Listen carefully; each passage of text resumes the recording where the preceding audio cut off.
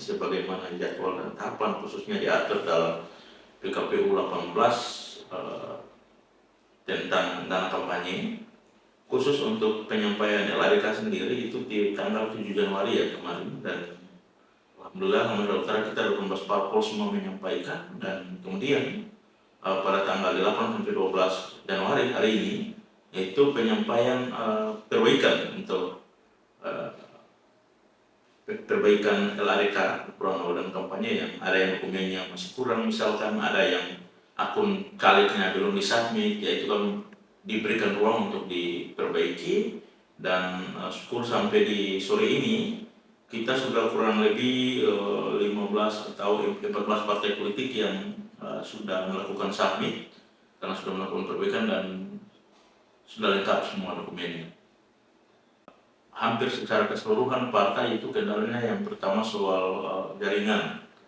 Soal jaringan yang berikut juga memang terkadang server sering error, karena itu teman-teman parpol sering berkoordinasi ke kami dan kami sampaikan bahwa ini bukan hanya di Halmahera Utara, tapi ini secara nasional servernya sering bermasalah. Tapi syukur di beberapa hari terakhir ini semuanya aman lancar, dan tentunya kami juga ada partai yang misalkan berkonsultasi soal dokumen-dokumen apa yang belum dilengkapi, dan dalam penyampaian LADK ini 2 kali kami melakukan rapat koordinasi dengan partai politik dan hasilnya cukup maksimal. Bahkan ada partai yang misalkan terkendala soal cara untuk submit dan lain-lain, kami undang partai itu ke kantor untuk langsung dipandu oleh teman-teman di helpdesk Kedeka. Ya, batas penumputan itu di tanggal 12, tepatnya di pukul 23.59.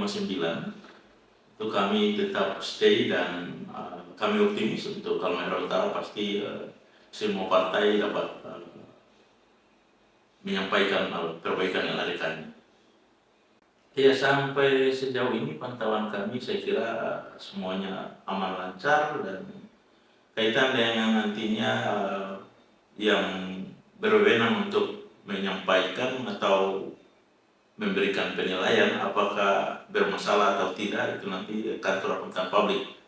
Namun itu setelah penyampaian laporan penerimaan dan pengeluaran dan kampanye sebagaimana diatur di jadwal dan tahapan itu dimulai tanggal 22 Februari sampai 28 Februari, kurang lebih 1 minggu untuk penyampaiannya. Selanjutnya di tanggal 23 sampai 29 Maret itu sudah dilakukan audit oleh kantor akuntan publik.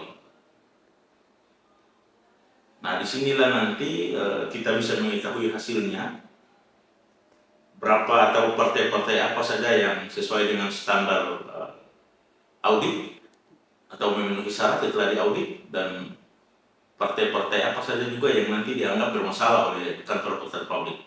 Karena setelah diaudit itu kantor akuntan publik menyampaikan hasil audit ke KPU. Kemudian kami umumkan di tanggal 24 Maret sampai 8 April. Itu diumumkan hasil audit oleh kantor akuntan publik dan akan kami umumkan. Iya, kaitan dengan sanksi yang kita untuk halut semuanya menyampaikan LADK.